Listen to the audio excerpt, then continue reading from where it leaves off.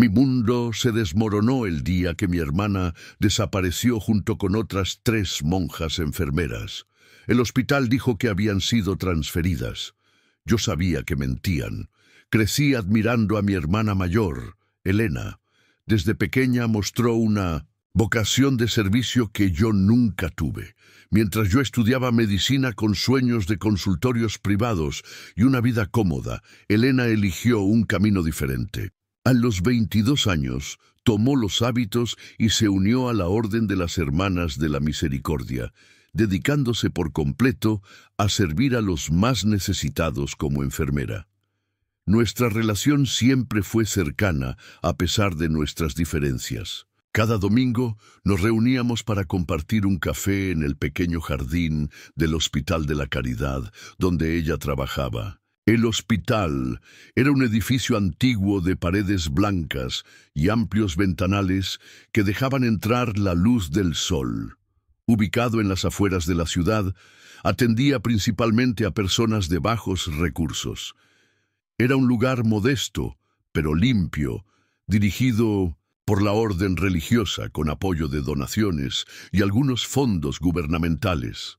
Elena irradiaba felicidad en cada uno de nuestros encuentros. Me contaba sobre sus pacientes, sobre las pequeñas victorias diarias y los desafíos que enfrentaban con los limitados recursos del hospital. Su rostro se iluminaba cuando hablaba de su trabajo. Para ella, no había mayor recompensa que ayudar a los demás. Todo cambió hace aproximadamente un año. El hospital comenzó una colaboración con el prestigioso Instituto Médico San Gabriel, dirigido por el doctor Alejandro Vega, un reconocido cirujano con contactos políticos importantes. El instituto proporcionaría equipamiento nuevo, medicamentos y personal especializado. A cambio, algunos pacientes serían derivados para tratamientos especiales. Al principio, todos celebraron esta alianza como un milagro. El hospital comenzó a recibir equipos modernos y medicamentos que antes eran imposibles de conseguir. La Madre Superiora expresaba su gratitud en cada misa. Los pacientes recibían mejor atención. Todo parecía perfecto. Yo había terminado mi residencia y conseguido un puesto en una clínica privada al otro lado de la ciudad.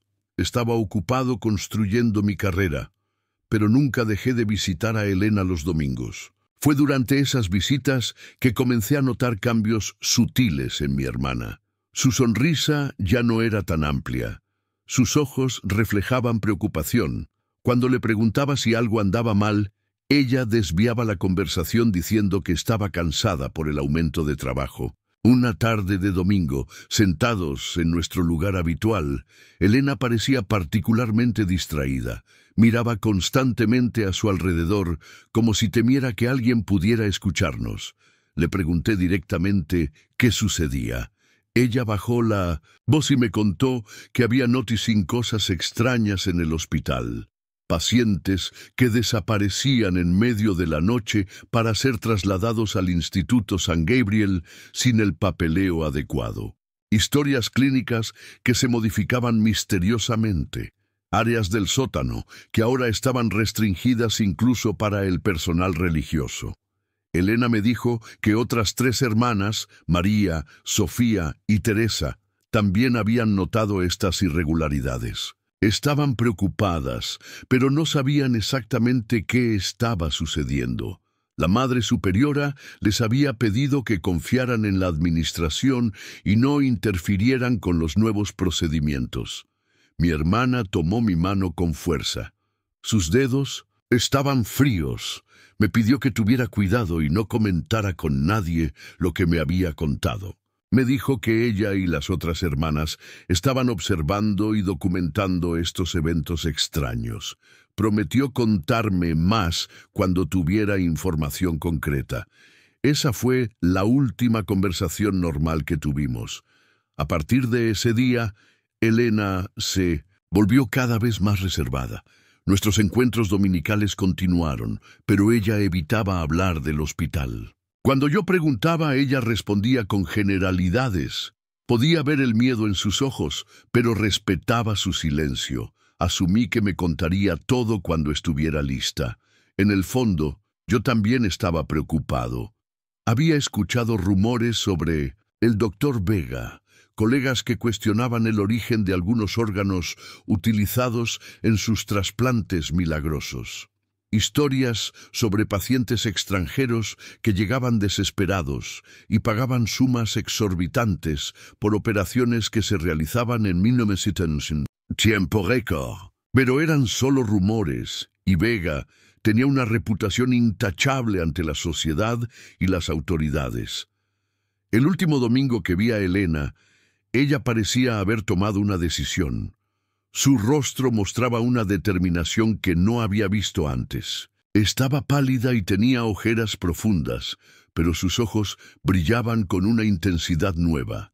Me dijo que ella y las otras hermanas habían descubierto algo terrible, algo que cambiaría todo.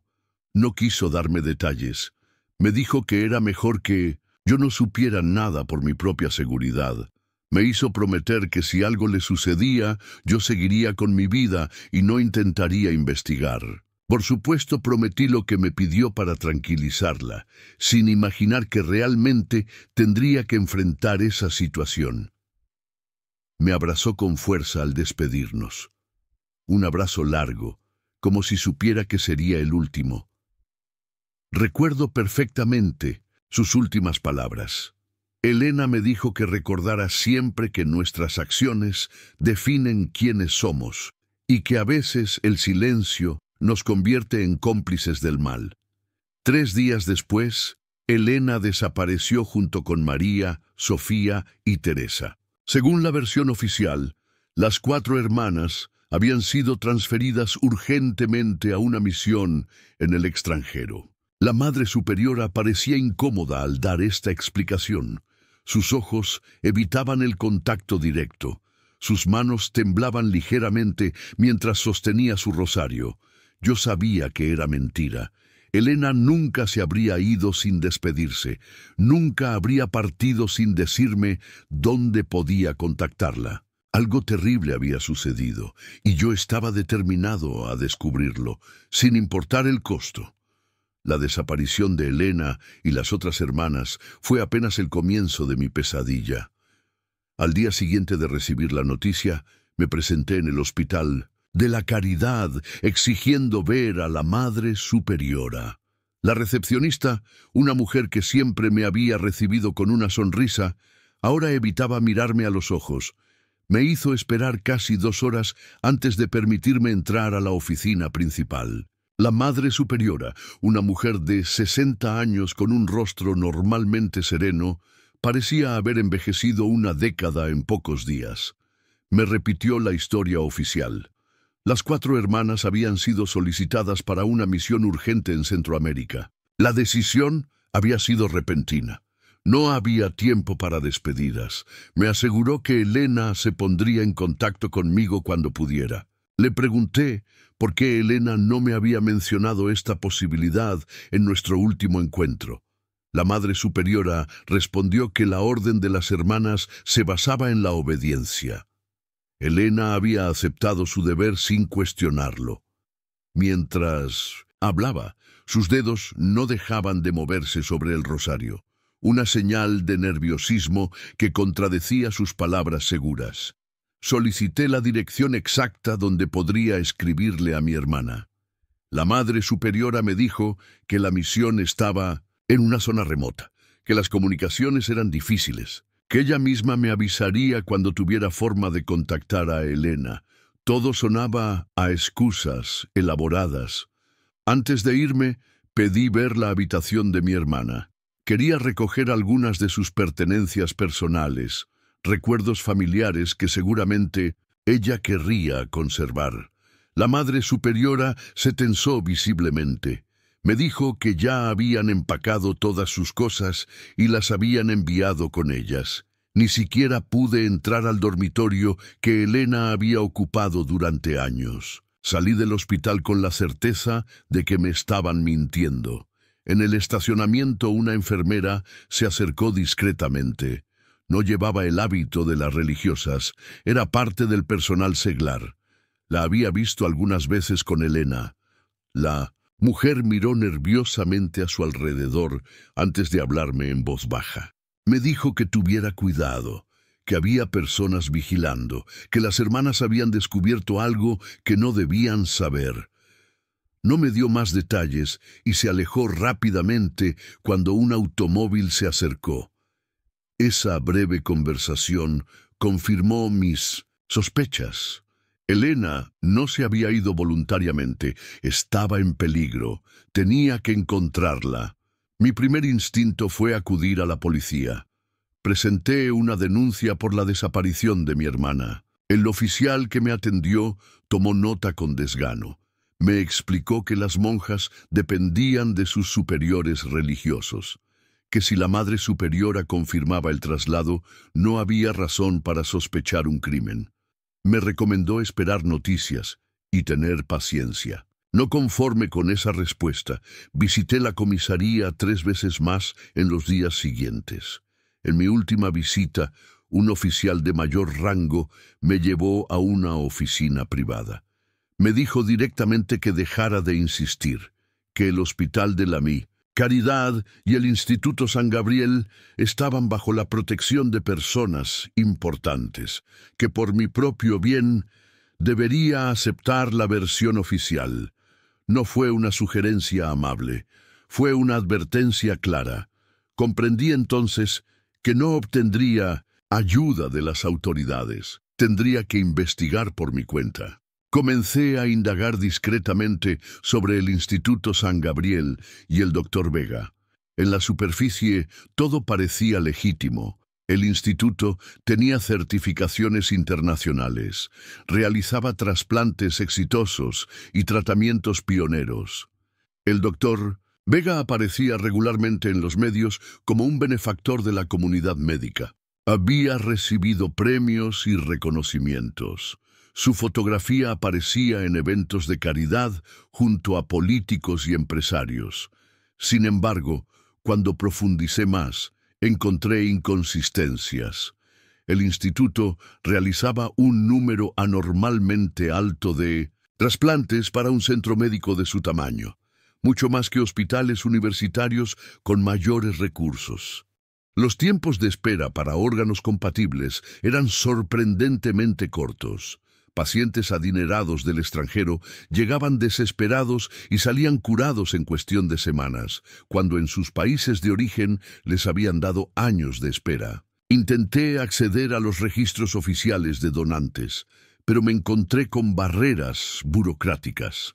La información estaba protegida por confidencialidad médica. Necesitaba credenciales especiales o una orden judicial para consultarla. Mientras investigaba, mantuve mi rutina normal. Seguí trabajando en la clínica privada. Actuaba como si hubiera aceptado la versión oficial sobre Elena. Incluso visité el Hospital de la Caridad un par de veces, llevando flores para la capilla, fingiendo que rezaba por la misión de mi hermana. En realidad, observaba los cambios en el lugar. El hospital había sido renovado, nuevas salas con equipamiento moderno, personal adicional que no pertenecía a la orden religiosa, guardias de seguridad en áreas que antes eran de libre acceso. Todo financiado por la generosidad del Dr. Vega y el Instituto San Gabriel. Durante una de estas visitas reconocí a la enfermera que me había advertido en el estacionamiento. Intenté acercarme a ella, pero me evitó deliberadamente. Latín. Seguí discretamente hasta el estacionamiento cuando terminó su turno. Estaba a punto de abordarla cuando 2 hombres se acercaron a su automóvil. La mujer palideció. Los hombres le dijeron algo que no pude escuchar. Ella asintió repetidamente, con expresión aterrorizada. Los hombres se marcharon y ella permaneció varios minutos en su auto, llorando, antes de partir. Decidí no presionarla. Era evidente que estaba siendo vigilada y amenazada. Buscarla directamente solo la pondría en mayor peligro. 2 meses después de la desaparición de Elena, recibí una carta con membrete del Hospital de la Caridad. Supuestamente era de mi hermana. Decía que estaba bien, adaptándose a su nueva misión, que el trabajo era gratificante, pero agotador, que las comunicaciones eran difíciles y no podría escribir regularmente, que rezaba por mí y me pedía que no me preocupara. La carta era una falsificación evidente. La caligrafía no se parecía a la de Elena. El tono era formal y distante, nada similar a su manera de expresarse. No mencionaba ninguna anécdota personal ni utilizaba los apodos familiares que siempre usábamos entre nosotros. Era una carta genérica que podría haber sido escrita por cualquiera con información básica sobre nuestra relación. Esta falsificación, lejos de tranquilizarme, reforzó mi determinación. Alguien estaba intentando mantenerme alejado de la verdad. Alguien que no conocía realmente a Elena, pero quería hacerme creer que ella estaba bien. Decidí ampliar mi investigación. Busqué información sobre las familias de las otras hermanas desaparecidas. María y Teresa tenían familiares en otras ciudades. Sofía era huérfana y la orden era su única familia. Encontré los datos de contacto de la hermana de María y la llamé, presentándome como un amigo del Hospital de la Caridad. La mujer me contó que también había recibido una carta extraña, que había intentado obtener más información, pero se había encontrado con el mismo muro de silencio, que había decidido aceptar la situación porque no veía qué más podía hacer. No le revelé mis sospechas. No quería alarmarla ni ponerla en peligro. Simplemente le pedí que me contactara si recibía cualquier noticia sobre María o las otras hermanas. Mi búsqueda de respuestas me llevó a investigar otros casos similares. Descubrí que en los últimos 3 años, varios trabajadores del Hospital de la Caridad habían renunciado repentinamente o habían sido transferidos sin explicaciones claras. Algunos eran religiosos, otros personal seglar. El patrón era siempre el mismo: desaparición repentina, explicación vaga, ningún contacto posterior. También encontré casos de pacientes que habían ingresado al hospital para tratamientos simples y luego habían sido transferidos al Instituto San Gabriel por supuestas complicaciones. Algunos habían regresado, recuperados milagrosamente. Otros habían fallecido por complicaciones inesperadas. Sus cuerpos habían sido entregados a sus familias en ataúdes sellados, con estrictas instrucciones de no abrirlos por riesgos de contaminación biológica. La conexión entre estos casos y la desaparición de Elena comenzaba a tomar forma en mi mente. Mi hermana y las otras monjas habían descubierto algo relacionado con estos pacientes, algo tan grave que habían tenido que silenciarlas. 6 meses después de la desaparición de Elena, recibí un golpe devastador. El Hospital de la Caridad emitió un comunicado oficial. Las 4 hermanas que habían sido enviadas a la misión en Centroamérica habían fallecido en un accidente, un derrumbe en la clínica rural donde trabajaban. Sus cuerpos no pudieron ser recuperados debido a las condiciones del terreno. Se celebraría una misa en su memoria. Asistí a esa misa con el corazón destrozado, pero la mente alerta. Observé cada rostro, cada reacción. La Madre Superiora parecía genuinamente afectada. Muchas hermanas lloraban sin consuelo. Pero algunos miembros del personal administrativo, especialmente aquellos que habían llegado con la asociación con el Instituto San Gabriel, mostraban una tristeza que parecía ensayada. El doctor Vega asistió a la ceremonia. Era la primera vez que lo veía en persona. Un hombre alto, de unos 50 años, con cabello canoso perfectamente peinado y un traje impecable. Expresó sus condolencias con palabras elocuentes sobre el sacrificio y la dedicación de las hermanas. Anunció que el Instituto San Gabriel crearía un fondo de becas en memoria de las 4 religiosas. Todo su discurso sonaba hueco y calculado. Cuando la ceremonia terminó, me acerqué a darle la mano y agradecerle su gesto en memoria de mi hermana. Quería ver sus ojos de cerca, sentir su reacción. El doctor Vega me miró con una mezcla de lástima y algo más que no pude identificar en ese momento. Me dijo que Elena había sido una enfermera excepcional, que su pérdida era una tragedia para la comunidad médica. Sus palabras eran correctas, pero sus ojos permanecían fríos, calculadores, como un depredador evaluando a su presa. Esa noche regresé a mi apartamento con la certeza de que Elena no había muerto en ningún accidente en Centroamérica. El doctor Vega y sus asociados la habían silenciado, junto con las otras hermanas, y ahora querían cerrar el caso definitivamente con este falso accidente.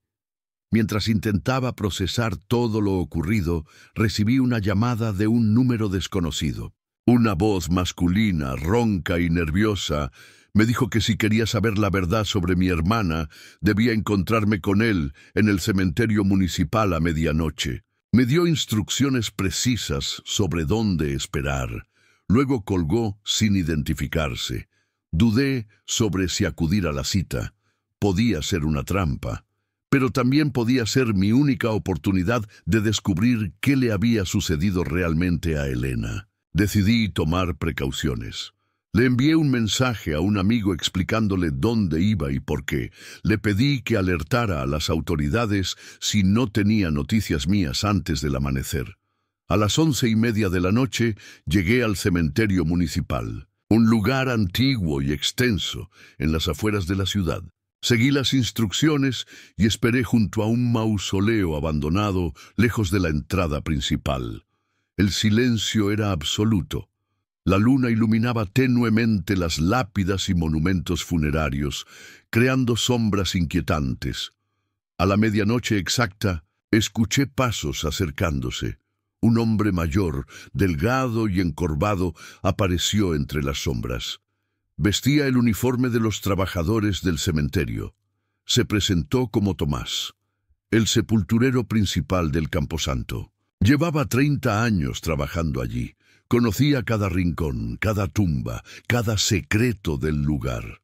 Tomás me contó una historia que heló mi sangre. Me dijo que hacía aproximadamente 6 meses, en la misma noche que mi hermana y las otras monjas desaparecieron, había visto algo extraño. Un vehículo del Instituto San Gabriel había entrado al cementerio fuera del horario normal. Él se había ocultado, temeroso de ser descubierto. Había observado cómo varios hombres, bajo la supervisión del doctor Vega, llevaban 4 bultos, envueltos en sábanas, hacia el mausoleo abandonado frente al cual nos encontrábamos. El sepulturero había escuchado gritos ahogados. Había comprendido que las formas envueltas eran personas, no cadáveres. Después de que los hombres se marcharan, había querido investigar, pero encontró el mausoleo cerrado con un candado nuevo y resistente. Durante días escuchó voces y gemidos provenientes del interior. Tomás me confesó que no había denunciado lo que vio por miedo. El doctor Vega tenía conexiones poderosas. Además, unos días después del incidente, había recibido un sobre con una fuerte suma de dinero y una nota que decía simplemente: «No has visto nada». Había aceptado el dinero y guardado silencio, pero su conciencia no le daba paz. Cada noche, al pasar cerca del mausoleo, creía escuchar murmullos y oraciones. Estaba convencido de que alguien seguía allí dentro, vivo. Me dijo que había decidido contactarme después de ver mi fotografía junto a la de Elena en el periódico local, en un artículo sobre la misa memorial. Había reconocido el parecido familiar y comprendido que yo era el hermano de una de las monjas desaparecidas. Tomás me entregó una llave antigua y oxidada. Me explicó que era una llave maestra que abría muchos de los mausoleos antiguos del cementerio, incluido este. Me advirtió que tuviera cuidado, que había guardias de seguridad privada que patrullaban ocasionalmente el área, que él negaría haberme visto si yo era descubierto. Antes de marcharse, el anciano me miró con ojos llenos de remordimiento. Me dijo que esperaba que no fuera demasiado tarde para salvar a quienes pudieran seguir con vida. Luego desapareció entre las sombras, dejándome solo frente al mausoleo que potencialmente albergaba el secreto del destino de mi hermana. La revelación del sepulturero me dejó en un estado de conmoción. Durante meses había buscado respuestas, imaginado escenarios, considerado posibilidades, pero nunca había contemplado algo tan monstruoso. Mi hermana y las otras monjas, encerradas vivas en un mausoleo, abandonadas para morir lentamente en la oscuridad, o peor aún, mantenidas allí para algún propósito siniestro. Permanecí inmóvil frente al mausoleo, con la llave oxidada en mi mano temblorosa. Quería entrar inmediatamente, pero la prudencia me detuvo. Si Tomás decía la verdad, necesitaba estar preparado. No podía simplemente irrumpir sin un plan. Si encontraba a Elena y a las otras hermanas, necesitaría ayuda para liberarlas y ponerlas a salvo. Si solo encontraba evidencia de lo sucedido, necesitaría documentarla adecuadamente para buscar justicia. Regresé a mi apartamento con la mente en ebullición. No podía dormir. Las imágenes de Elena sufriendo en la oscuridad me atormentaban.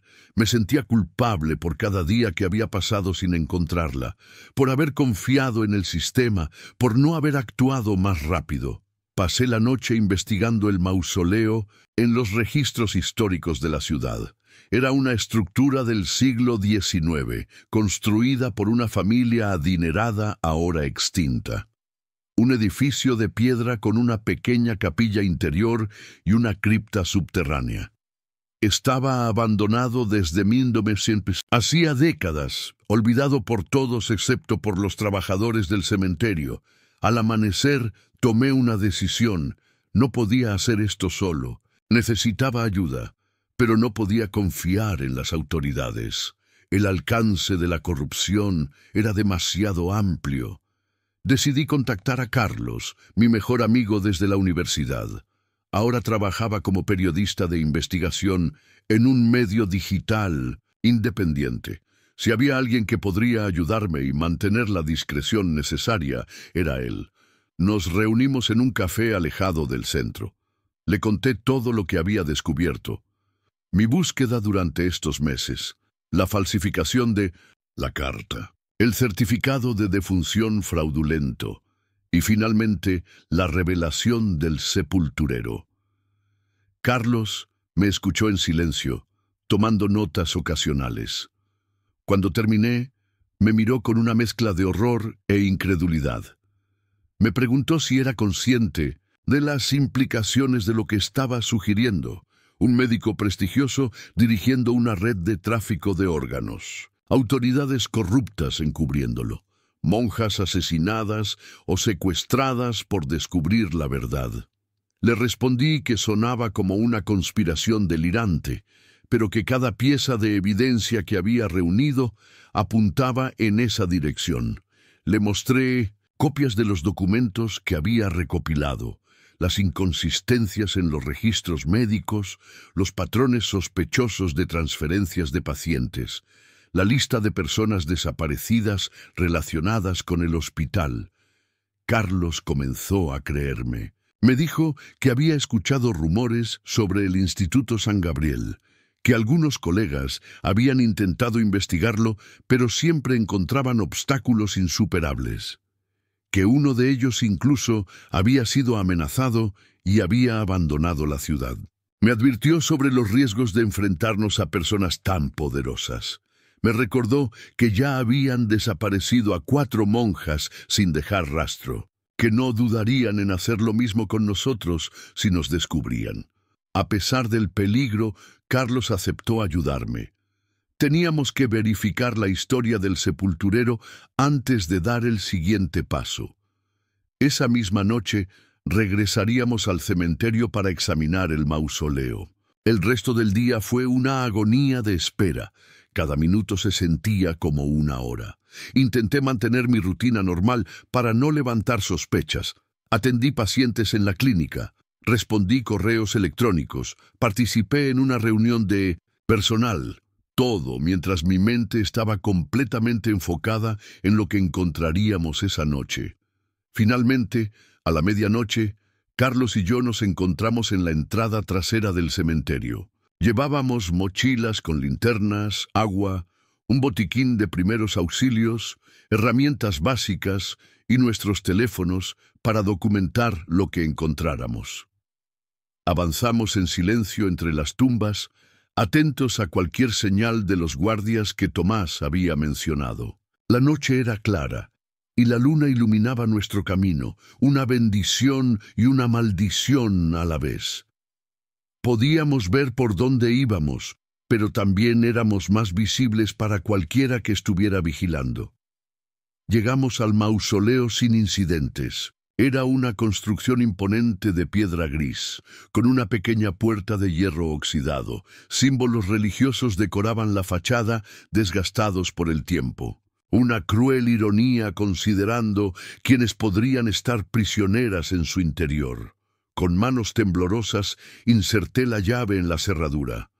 Giró con dificultad, produciendo un chirrido metálico que sonó atronador en el silencio del cementerio. Carlos y yo nos congelamos, esperando que el ruido hubiera alertado a alguien. Después de varios minutos sin movimiento a nuestro alrededor, empujamos lentamente la puerta. El interior estaba sumido en una oscuridad absoluta. El aire era frío y húmedo, con un olor extraño. No era el olor a descomposición que temía encontrar, sino una mezcla de humedad, medicamentos y algo más que no pude identificar. Encendimos nuestras linternas y comenzamos a explorar. La planta principal del mausoleo contenía una pequeña capilla. Los bancos de madera estaban cubiertos de polvo. El altar estaba desprovisto de ornamentos, pero había señales de uso reciente, huellas en el polvo, envases de comida vacíos, cuidadosamente apilados en un rincón, vendas usadas, frascos de medicamentos. En una pared encontramos una puerta que conducía a una escalera descendente. Bajamos con cautela hacia la cripta. El olor a medicamentos se intensificó. La temperatura descendió varios grados. Nuestras linternas iluminaron un espacio amplio que había sido transformado de manera improvisada. La cripta tradicional, con sus nichos funerarios, había sido adaptada como una especie de sala de hospital rudimentaria. Había camillas con sábanas limpias, estantes con suministros médicos, equipos básicos para monitoreo vital. Todo organizado con meticuloso orden a pesar de las condiciones precarias. Y lo más impactante, velas encendidas. Alguien estaba allí. Alguien mantenía este lugar funcionando. Mientras procesábamos lo que veíamos, escuchamos un ruido proveniente de una pequeña habitación lateral. Carlos y yo nos tensamos, preparados para huir o enfrentar lo que fuera. La puerta se abrió lentamente. Una figura pequeña y frágil apareció en el umbral. Vestía un hábito gastado y remendado. Su rostro estaba demacrado, pero sus ojos mostraban una determinación feroz. Me llevó un momento reconocerla bajo la luz tenue de las linternas.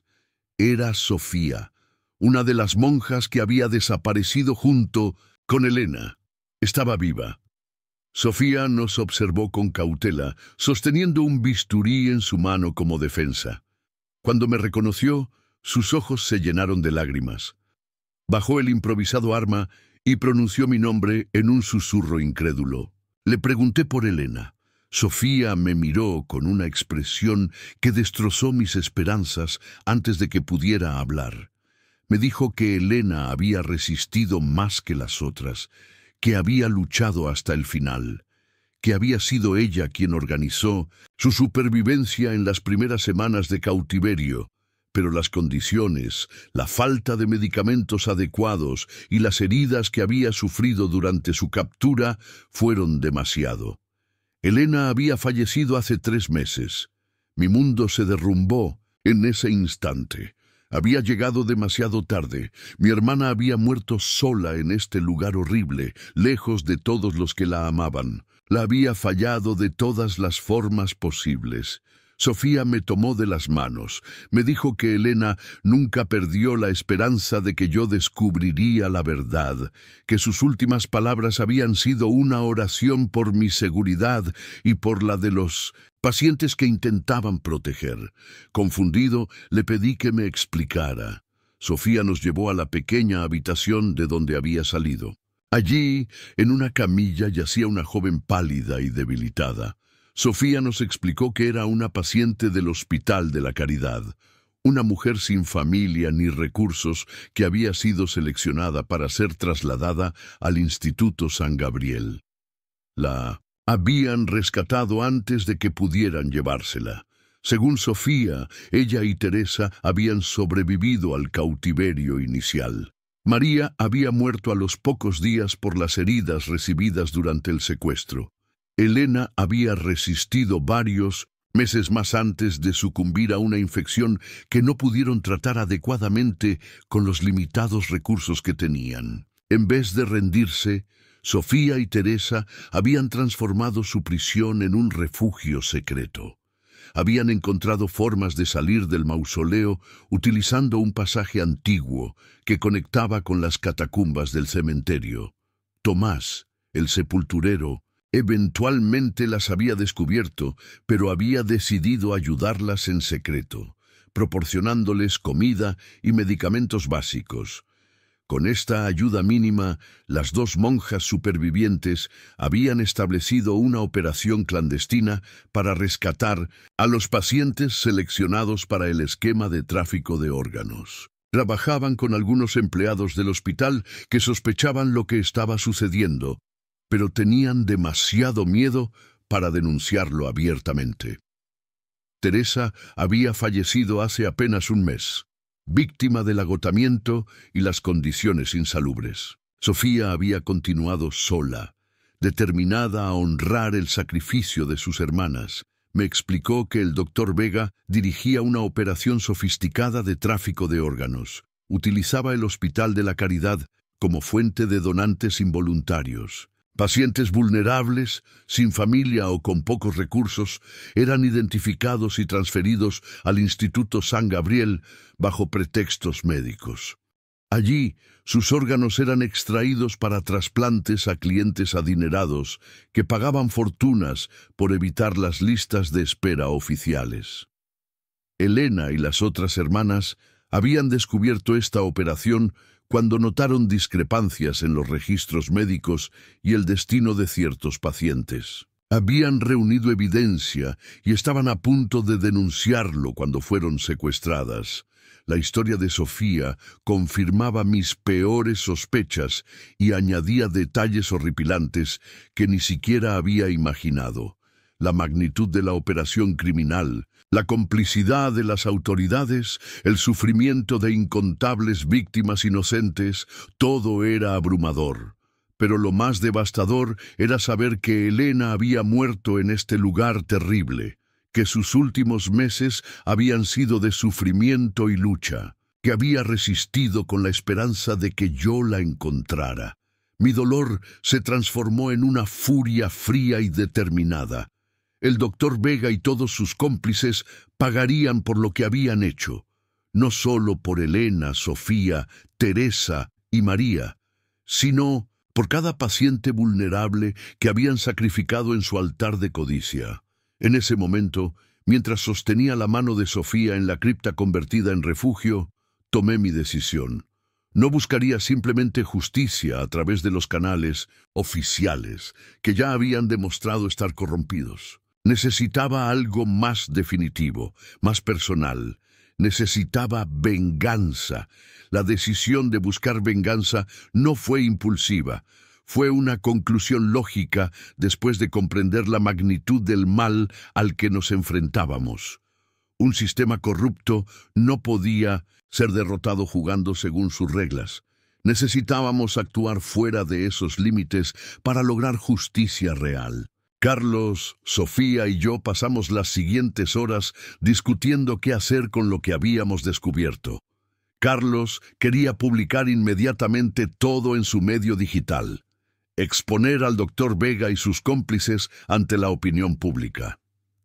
Sofía temía que eso solo resultaría en la destrucción de evidencias y la eliminación de testigos antes de que las autoridades honestas pudieran intervenir. Si es que existían autoridades honestas. Les propuse un enfoque diferente. Necesitábamos reunir evidencia irrefutable, documentar cada aspecto de la operación criminal, identificar a todos los involucrados y luego desmantelar sistemáticamente toda la red desde dentro.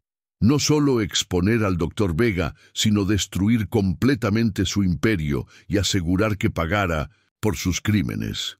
Carlos aceptó a regañadientes. Su instinto periodístico le pedía publicar la historia, pero entendía que necesitábamos más que acusaciones. Necesitábamos pruebas que ni siquiera el dinero y la influencia de Vega pudieran desacreditar. Sofía tenía información valiosa, pero fragmentada. Durante meses, ella y las otras hermanas habían documentado lo que pudieron observar desde su cautiverio.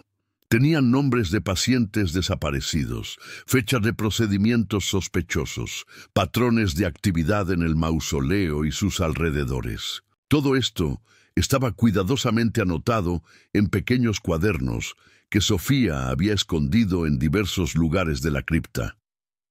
Antes de marcharnos esa noche, establecimos un sistema de comunicación seguro. Carlos proporcionó a Sofía un teléfono prepago con su número memorizado. Yo me comprometí a visitarla regularmente, trayendo suministros y medicamentos. También acordamos trasladar a los pacientes rescatados a lugares más seguros, tan pronto como su condición lo permitiera. Durante las siguientes semanas, desarrollamos nuestro plan meticulosamente. Cada uno tenía un papel específico basado en sus habilidades y posición. Yo utilizaría mi credencial médica para obtener acceso a información desde dentro del sistema. Solicité privilegios de consulta en el Hospital de la Caridad, ofreciéndome como voluntario para atender pacientes sin cobrar. La administración aceptó rápidamente, viendo la oportunidad de obtener servicios médicos gratuitos. Nadie cuestionó mi aparente deseo de honrar la memoria de mi hermana continuando su labor. Carlos activó su red de contactos periodísticos, buscando discretamente otras denuncias o sospechas relacionadas con el Instituto San Gabriel. Descubrió que varios periodistas habían comenzado investigaciones similares en los últimos años, pero todos habían abandonado misteriosamente sus pesquisas. Algunos habían cambiado de trabajo repentinamente. Otros habían sufrido accidentes extraños. Uno había desaparecido por completo. Sofía continuaría su labor de rescate, pero ahora con nuestro apoyo. Establecimos una ruta segura para trasladar a los pacientes rescatados fuera de la ciudad. Carlos contactó con una organización de derechos humanos en la capital que aceptó recibir a estas personas sin hacer preguntas inmediatas. Les proporcionarían atención médica adecuada y protección mientras reuníamos la evidencia necesaria. También reclutamos aliados adicionales cuidadosamente seleccionados.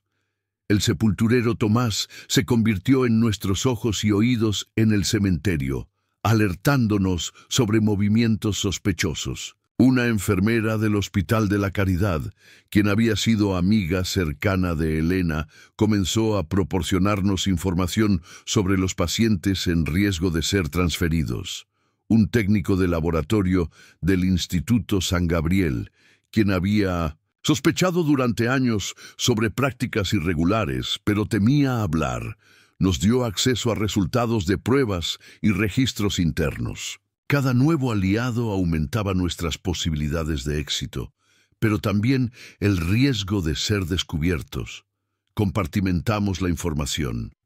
Nadie, excepto Carlos, Sofía y yo, conocía el plan completo. Cada colaborador solo sabía lo necesario para cumplir su función específica. Mi papel como médico voluntario en el Hospital de la Caridad me permitió observar de cerca la operación. Pronto identifiqué el patrón que Elena y las otras hermanas habían descubierto. Pacientes vulnerables, con órganos saludables y sin familiares cercanos, eran marcados discretamente en sus historias clínicas con un código aparentemente inocuo. Estos pacientes posteriormente desarrollaban complicaciones repentinas que justificaban su traslado al Instituto San Gabriel. Con la ayuda de la enfermera aliada, logré acceder a los registros completos del último año. Encontramos 83 casos que seguían exactamente el mismo patrón. De estos pacientes, 37 habían sido reportados como fallecidos por diversas complicaciones. Otros 46 habían sido dados de alta y supuestamente habían regresado a sus hogares, pero no habíamos podido localizar a ninguno de ellos. Carlos, mientras tanto, seguía el rastro del dinero. A través de contactos en el periodismo financiero, descubrió una compleja red de empresas fantasma que canalizaban pagos del Instituto San Gabriel hacia cuentas en paraísos fiscales. También encontró transferencias sustanciales a fundaciones dirigidas por políticos locales y funcionarios de salud pública. El alcance de la corrupción era mayor de lo que habíamos imaginado. Sofía nos proporcionó el testimonio de los pacientes que había rescatado, historias desgarradoras de personas que habían sido sedadas para ser trasladadas, que habían despertado brevemente durante evaluaciones médicas donde se discutía el estado de sus órganos, que habían escuchado conversaciones sobre compradores potenciales antes de ser nuevamente sedadas. Durante 3 meses reunimos información, construimos nuestra red de aliados y perfeccionamos nuestro plan. Cada pieza de evidencia se almacenaba en múltiples ubicaciones seguras. Cada testimonio se grababa y respaldaba. Creamos un archivo digital encriptado con toda la documentación, programado para enviarse automáticamente a medios internacionales si algo nos sucedía. A medida que profundizábamos en la investigación, descubrimos que el Dr. Vega no actuaba solo. Era la cara visible de un consorcio internacional de tráfico de órganos.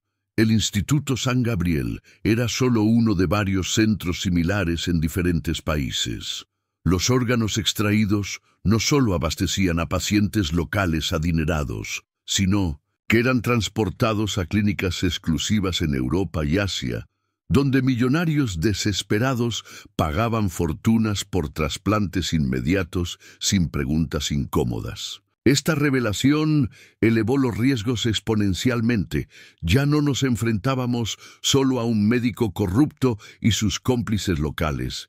Estábamos desafiando a una organización criminal internacional con recursos prácticamente ilimitados. En este punto, Carlos sugirió que deberíamos entregar toda nuestra evidencia a autoridades federales o internacionales, que podrían estar fuera del alcance de la influencia de Vega. Consideré seriamente esta opción, pero algo me detuvo. No podía confiar en un sistema que había permitido que esta operación criminal floreciera durante años. No podía arriesgarme a que nuestra evidencia fuera enterrada por la burocracia o la corrupción a un nivel más alto. Además, entregar la evidencia no garantizaba justicia para Elena. El Dr. Vega podría contratar a los mejores abogados, podría declararse inocente, culpar a subordinados o incluso llegar a un acuerdo con la fiscalía. podría pasar unos pocos años en una prisión de mínima seguridad y luego retomar su vida con la fortuna que seguramente tenía escondida. No, necesitaba algo más definitivo. Necesitaba desmantelar completamente la operación y asegurarme de que Vega enfrentara consecuencias que ningún abogado o juez corrupto pudiera mitigar. El plan final tomó forma después de semanas de consideración cuidadosa. Utilizaríamos las propias herramientas del Dr. Vega contra él. Su codicia, su arrogancia, su sistema meticulosamente construido, todo se convertiría en su perdición. La oportunidad perfecta se presentó cuando descubrimos que el Instituto San Gabriel organizaría una gala benéfica para celebrar su 10º aniversario. El evento reuniría a todos los principales involucrados en la operación criminal.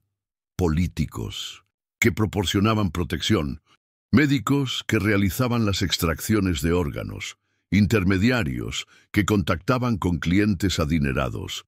Todos estarían presentes, celebrando su éxito criminal bajo la fachada de filantropía. Este sería el momento para ejecutar nuestra venganza. El plan tenía múltiples fases, cada una diseñada para atacar un aspecto diferente de la operación. Documentación completa sería liberada simultáneamente a medios internacionales. Evidencia específica sería enviada a agencias de aplicación de la ley federales e internacionales. Y el Dr. Vega enfrentaría personalmente las consecuencias de sus acciones de una manera que nunca olvidaría. La noche antes de poner el plan en marcha, visité el mausoleo por última vez. Sofía ya había sido trasladada a un lugar seguro, junto con los 2 pacientes que habían estado bajo su cuidado. El espacio que había sido prisión y luego refugio estaba vacío, iluminado solo por la luz de mi linterna. Me acerqué al rincón donde Elena había pasado sus últimos días. Sofía me había mostrado el lugar exacto en visitas anteriores. Una pequeña área con una manta desgastada y un improvisado altar con una cruz tallada en la piedra. Dejé un ramo de lirios, las flores favoritas de mi hermana. Mientras me arrodillaba en ese espacio frío y húmedo, sentí una mezcla de emociones abrumadoras. Dolor por todo lo que Elena había sufrido. Culpa por no haberla encontrado a tiempo. Rabia contra quienes le habían arrebatado la vida. Y una determinación implacable de completar lo que ella había comenzado. Le hablé en voz baja como si pudiera escucharme. Le conté sobre nuestro plan, sobre las vidas que Sofía había salvado continuando su misión, sobre la justicia que pronto llegaría. Le prometí que su sacrificio no sería en vano, que su historia inspiraría cambios, que nadie olvidaría lo que ella y las otras hermanas habían intentado hacer. Al salir del mausoleo por última vez, sentí una extraña sensación de paz, como si Elena hubiera escuchado y aprobado lo que estábamos a punto de hacer. No era solo venganza lo que buscábamos, era justicia, era protección para futuros pacientes vulnerables. Era un mundo donde personas como el Dr. Vega no pudieran explotar a los indefensos con impunidad. Con esa certeza en mi corazón, regresé a mi apartamento para los preparativos finales. Al día siguiente, el imperio del Dr. Vega comenzaría a desmoronarse, y yo estaría allí para presenciarlo. De repente, el día de la gala benéfica del Instituto San Gabriel amaneció con un cielo despejado, como si la naturaleza misma quisiera asegurarse de que nada interfiriera con nuestro plan. Me desperté después de apenas 3 horas de sueño intranquilo, con la mente enfocada en cada detalle de lo que estábamos a punto de ejecutar. Revisé mi teléfono inmediatamente. Todos nuestros aliados habían confirmado su participación. Las posiciones estaban aseguradas, los documentos preparados, los respaldos establecidos. No había vuelta atrás. Pasé la mañana repasando mentalmente cada fase de nuestro plan. La sincronización sería crucial. Un error de cálculo, un retraso inesperado, una filtración prematura, cualquier cosa podría comprometer toda la operación y ponernos en peligro mortal. Pero también estaba preparado para la improvisación. Ningún plan sobrevive completamente intacto al contacto con la realidad. A mediodía recibí la confirmación de que Carlos había entregado paquetes sellados a los 5 periodistas internacionales que habíamos seleccionado cuidadosamente. Profesionales con reputación de integridad y valentía, trabajando para medios con suficiente independencia para resistir presiones. Los paquetes contenían toda nuestra evidencia, testimonio en video de las víctimas rescatadas y documentación financiera que vinculaba al Dr. Vega con la Red Internacional de Tráfico de Órganos. Los periodistas habían sido instruidos para abrir los paquetes exactamente a las 9 de la noche, coincidiendo con el momento culminante de la gala. Paralelamente, copias digitales de la misma información serían enviadas automáticamente a agencias de aplicación de la ley seleccionadas a nivel federal e internacional. Agencias fuera del alcance de la influencia de Vega y sus asociados. Esta redundancia aseguraba que la verdad saldría a la luz incluso si una de las vías era bloqueada. A las 4 de la tarde me preparé para mi papel en la gala. Como médico voluntario del Hospital de la Caridad, había recibido una invitación cortés, pero de bajo perfil. No era considerado importante, solo un gesto de inclusión hacia el personal del hospital asociado. Esta percepción de insignificancia sería mi ventaja. Me vestí cuidadosamente con el traje negro que había comprado específicamente para la ocasión. Era idéntico al uniforme de los camareros que servirían en el evento, con sutiles modificaciones para permitirme alternar entre roles. Podría pasar como invitado o como personal de servicio, según lo necesitara. A las 6 en punto llegué al hotel de lujo donde se celebraría la gala. La seguridad era estricta pero predecible. Guardias en todas las entradas, detección de metales, revisión de invitaciones, nada que no hubiéramos anticipado y preparado. Presenté mi invitación y pasé los controles sin problemas. El salón principal estaba decorado opulentamente, con arreglos florales que probablemente costaban más que el presupuesto anual de medicamentos del Hospital de la Caridad.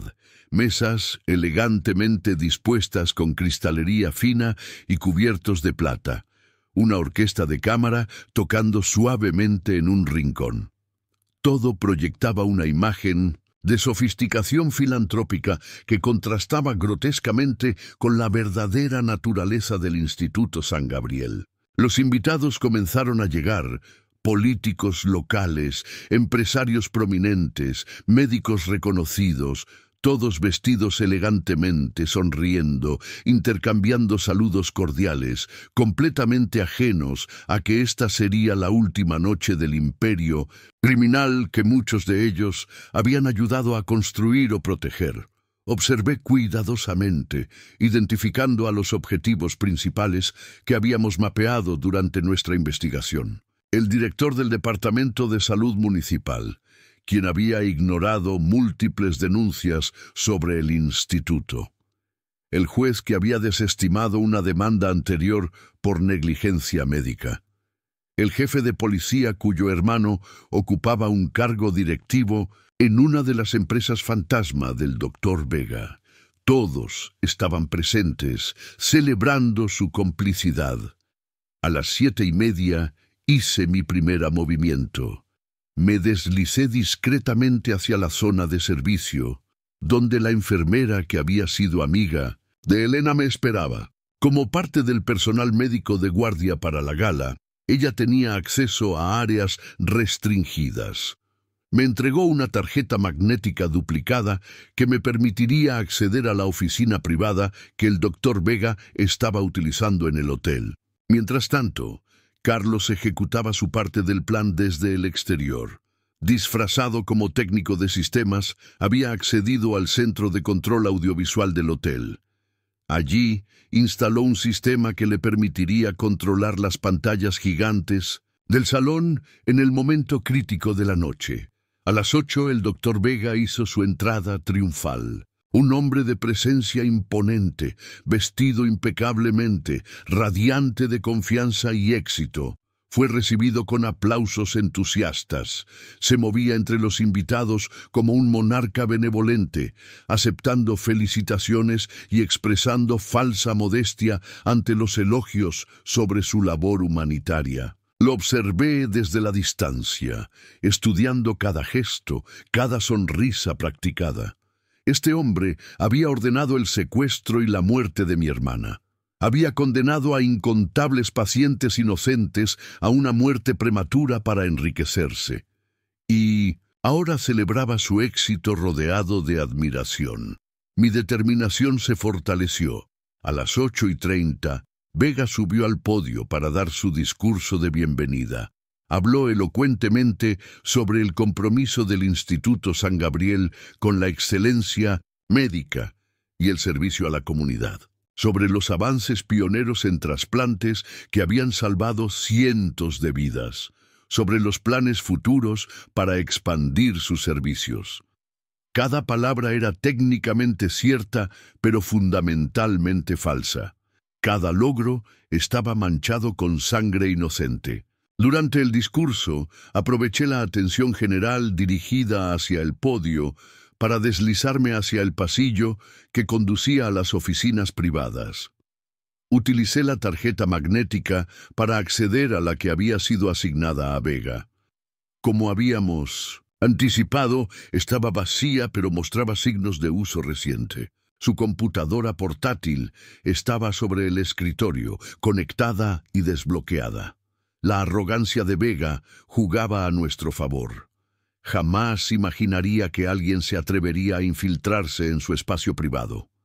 Inserté rápidamente el dispositivo USB que habíamos preparado. Un programa especializado comenzó a ejecutarse automáticamente, accediendo a archivos protegidos y enviándolos a nuestros servidores seguros. Documentos que Vega consideraba demasiado sensibles para dejar en el instituto, pero que necesitaba consultar regularmente. La transferencia tomaría aproximadamente 15 minutos. Mientras esperaba, revisé físicamente la oficina. En un maletín encontré lo que parecían ser documentos de identidad falsos y pasajes de avión para el día siguiente con destino a un país sin tratado de extradición con el nuestro. Tomé fotografías de todo con mi teléfono. Era evidente que Vega tenía planes de contingencia. Quizás había percibido algún riesgo, quizás simplemente era precavido. En cualquier caso, nunca llegaría a utilizar esa ruta de escape. Cuando la transferencia de datos se completó, regresé discretamente al salón principal. El doctor Vega había terminado su discurso y ahora circulaba entre los invitados, recibiendo felicitaciones y posando para fotografías. La cena estaba siendo servida. El ambiente era de celebración y autocomplacencia. A las 8:55 recibí la señal de Carlos. Todo estaba preparado para la fase final. Me acerqué al bar y pedí un whisky doble. Lo necesitaría para lo que estaba a punto de hacer. A las 9 en punto, las luces del salón parpadearon brevemente. Las enormes pantallas que habían estado mostrando el logotipo del Instituto San Gabriel cambiaron repentinamente.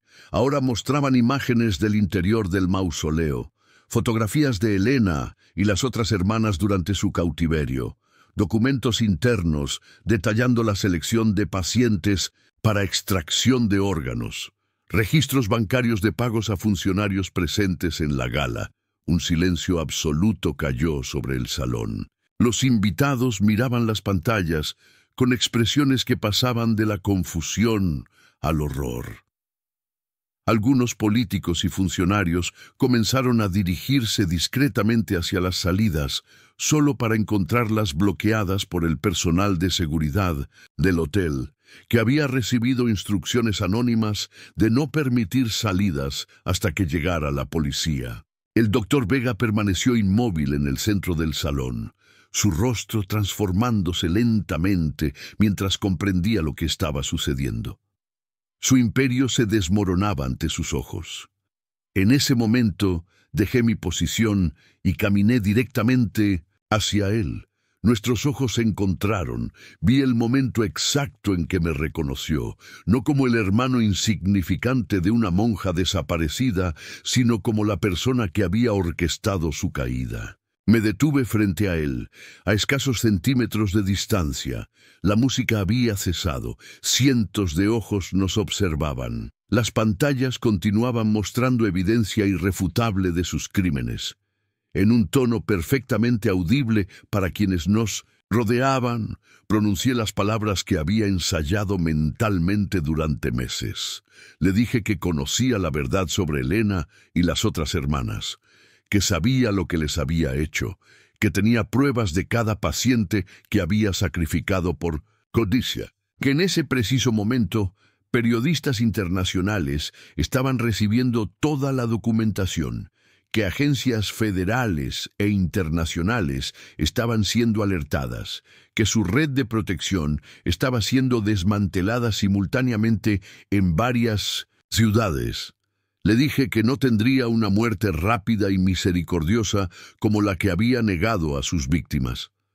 Viviría para enfrentar la justicia, para ver su reputación destruida, su fortuna confiscada, su libertad arrebatada. Viviría lo suficiente para presenciar cómo cada aspecto de su vida era examinado y condenado públicamente. La reacción de Vega fue instantánea y violenta.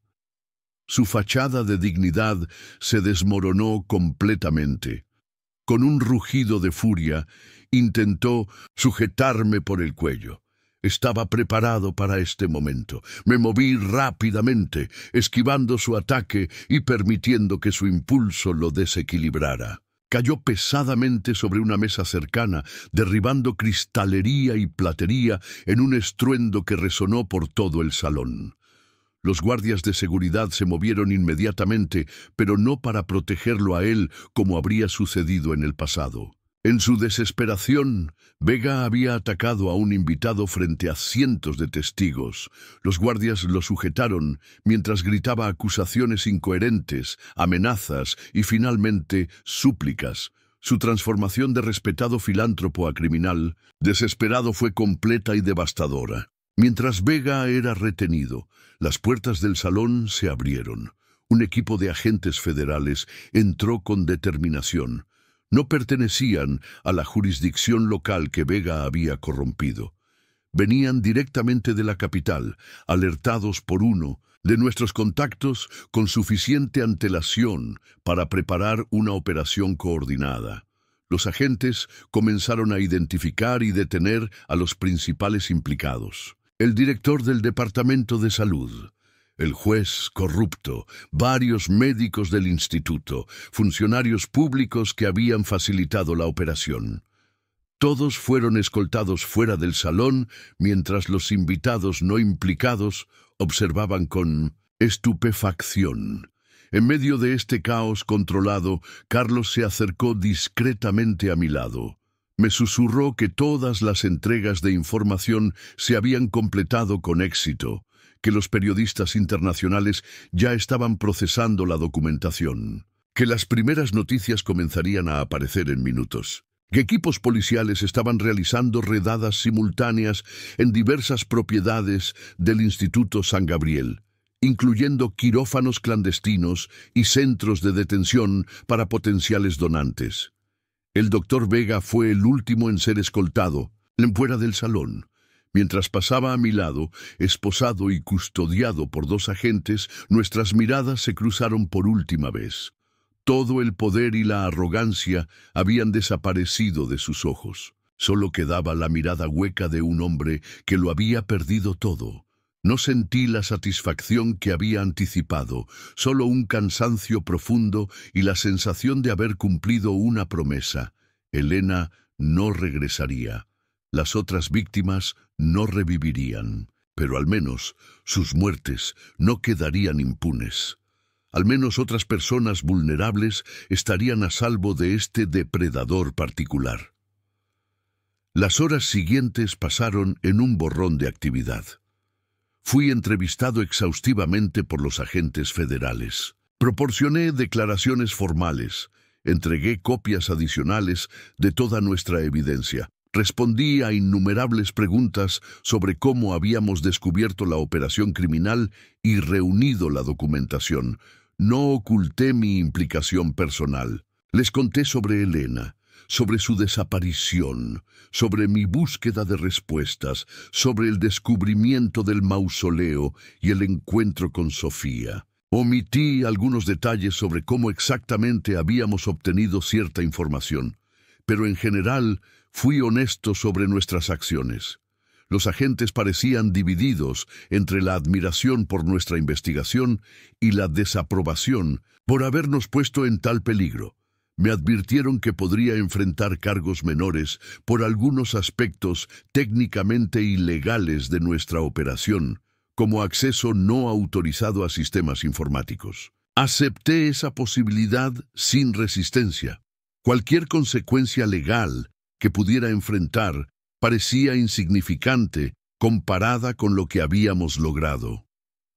A medianoche, cuando finalmente me permitieron marcharme, las noticias ya estaban dominando los medios internacionales. El escándalo del Instituto San Gabriel, la red de tráfico de órganos, las conexiones políticas, los pacientes sacrificados, las monjas asesinadas por descubrir la verdad. Todo estaba siendo expuesto con lujo de detalles, respaldado por la documentación irrefutable que habíamos proporcionado. Caminé lentamente hasta mi apartamento en lugar de tomar un taxi. Necesitaba procesar todo lo ocurrido. La noche era tranquila y fresca. Las calles estaban prácticamente desiertas. Me sentía extrañamente ligero, como si un peso enorme hubiera sido levantado de mis hombros. Al llegar a casa, encontré a Carlos y Sofía esperándome. Habíamos acordado reunirnos allí después de que todo terminara. Nos abrazamos en silencio, unidos por la experiencia compartida y el conocimiento de lo que habíamos logrado juntos. Sofía tenía lágrimas en los ojos, pero sonreía. Me dijo que Elena estaría orgullosa, que todas las hermanas estarían en paz ahora, que los pacientes que habían rescatado estaban seguros y recibiendo la atención que necesitaban. Carlos había traído una botella de vino. Servimos 3 copas y brindamos en silencio, no por la venganza, no por la destrucción del imperio criminal, sino por la memoria de quienes habían sido sacrificados y por la esperanza de un sistema médico más justo y humano. Esa noche, por primera vez en muchos meses, dormí sin pesadillas. 1 año ha pasado desde la noche en que desmantelamos el imperio criminal del Dr. Vega. 1 año de cambios profundos, de justicia lenta pero constante, de sanación gradual para todos los involucrados. El sistema judicial ha funcionado con una eficacia sorprendente, impulsado por la atención mediática internacional y la indignación pública. El Dr. Vega fue declarado culpable de múltiples cargos de homicidio, secuestro, tráfico de órganos y corrupción. Fue sentenciado a cadena perpetua sin posibilidad de libertad condicional. Sus cómplices principales recibieron condenas proporcionales a su participación. Funcionarios corruptos, médicos sin ética, intermediarios financieros. Todos enfrentaron las consecuencias de sus acciones. La investigación se expandió internacionalmente, desmantelando redes similares en otros países. La evidencia que habíamos reunido proporcionó conexiones y patrones que permitieron a las autoridades identificar operaciones relacionadas. Cientos de vidas fueron salvadas como resultado directo e indirecto de nuestras acciones. El Hospital de la Caridad pasó por una transformación completa. La administración fue renovada. La Madre Superiora, aunque no estaba directamente implicada en los crímenes, renunció por no haber protegido adecuadamente a las hermanas a su cargo. Una nueva dirección, comprometida con la transparencia y la integridad, asumió el control. El hospital recibió donaciones legítimas de personas conmovidas por la historia de Elena y las otras hermanas. En el lugar donde una vez estuvo el Instituto San Gabriel, ahora funciona un centro de trasplantes público, con estrictos controles éticos y supervisión independiente. Cada procedimiento es documentado meticulosamente y verificado por múltiples instancias. Los pacientes son seleccionados en base a criterios médicos objetivos, sin consideración de su capacidad económica o influencia social. En cuanto a mí, enfrenté consecuencias legales menores por algunos aspectos técnicos de nuestra investigación. Recibí una sentencia suspendida y servicio comunitario que cumplo con gusto en el mismo Hospital de la Caridad donde Elena trabajó. Mi licencia médica fue temporalmente suspendida, pero posteriormente restituida con restricciones que se levantarán progresivamente. Carlos recibió múltiples premios de periodismo por su cobertura del caso.